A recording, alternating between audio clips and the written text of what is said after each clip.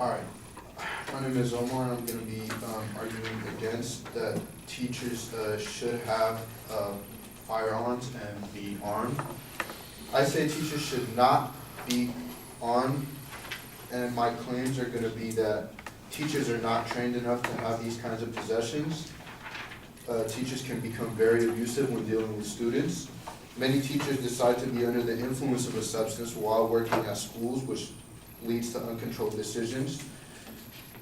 And that teachers are always into so much stress and can lead to bad mental conditions, which can also be very dangerous around firearms.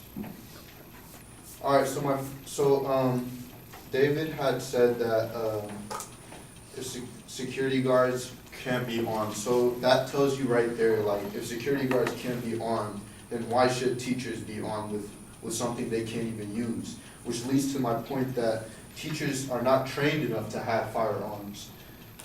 For example, in the just for security guards at the New York Security Guard training, and written online by the NY Division of Criminal Justice Services, it states that there's a 47-hour course required by New York State.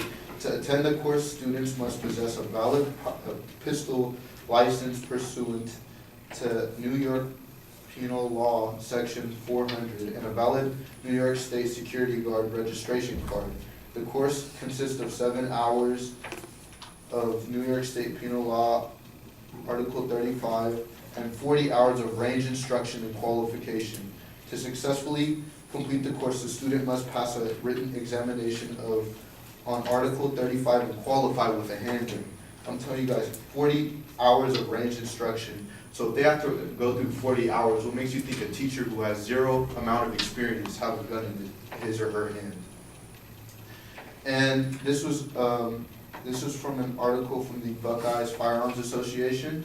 Not even my supporting claim is that not even instructors believe every citizen that goes through the minimum amount of training is eligible to use firearms. An instructor said that, as an instructor, I certainly don't want to issue a course completion certificate to someone that I don't feel is ready for the responsibilities that come with carrying a concealed handgun. Unfortunately, people don't really come back for more hours of training other than the minimum amount of hours. Teachers are also not properly trained to even take care of physical altercations. An article off of ABC News, Ms. Davis said she and other teachers were not properly trained on how to handle students at the school after kicking and slapping a 13-year-old student for a minute. Another article that was written on the Revert Press on 11th of June 2015, Majid Khan, a teacher at the private Sangoda Model School, was cleaning his pistol in the staff room when it fired by accident, hitting a student passing through the corridor in his head. My second claim is that teachers can become very abusive when dealing with students, and this can lead to a teacher using a firearm to deal with the student. Teachers can get very abusive when it comes to dealing with students, and this can lead to the misuse.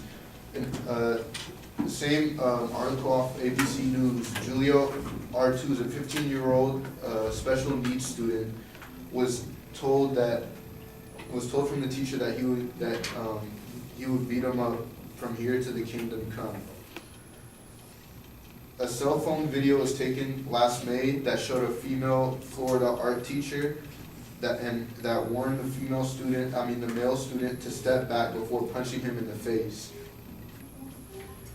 And right there is, she had said that her adrenaline had been pumped from dealing with a fight earlier that day, which also tells you that teachers are always put in very stressful situations throughout the school day, and that they are not prepared to be handling a firearm. My third claim is that many teachers decide to be under the influence of a substance while working at schools, maybe even abusing the substance, and this leads to uncontrolled decision making with the firearms. An article written by Ashlyn Tubbs saying that Martin that a teacher, Ms. Martin, was found to be under the influence of alcohol and a possible danger to herself and others in Monterey High School. And just knowing that teachers can be under the influence of drugs or alcohol, this tells you that suicide can also be made from the teachers with the firearm. Kevin Caruso wrote an article on suicide.org saying that some of the negative life experiences that may cause depression and some other causes for depression include alcohol abuse and drug abuse. So just for teachers, some teachers to have the firearm with them can give them the idea or the intention of killing themselves. My last claim is that teachers are always in so much stress, which can lead to bad mental conditions around firearms. As we've just talked about abusive teachers, we've come to realize that not all teachers can control their anger. Teachers are not all in the right mental condition to be in possession of any firearm. They get very stressed. It says off of the Telegraph Media Group, written that more than a third of school and college staff reported a rise in mental health issues among their colleagues over the past 2 years. They said that more than half said that their job had a negative effect on their own mental health. Many teachers go through nervous breakdowns too. ABC News said that an 11th grade student taped his algebra teacher yelling and throwing his furniture in his Nashville, Tennessee classroom in October 2010. Several students ran out the classroom, but no one was hurt. The male teacher was handcuffed and taken out of the school on a stretcher. Another article on ABC News said that Davis, that I stated earlier, had said that she was trying to defend herself against another student, and that obviously her adrenaline had been pumping.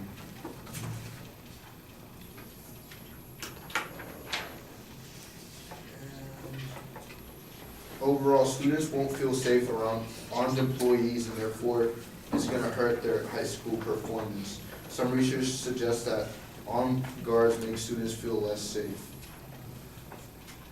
All right, I got to cut you off.